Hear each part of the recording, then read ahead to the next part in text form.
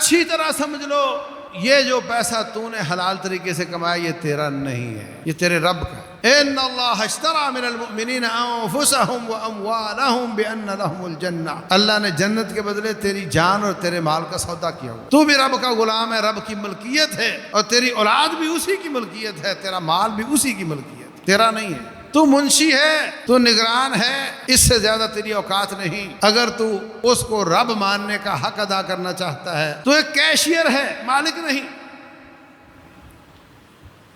تو اتنا استعمال کر سکتا ہے، کل والبس من غیر اسراف ولا مخیلت۔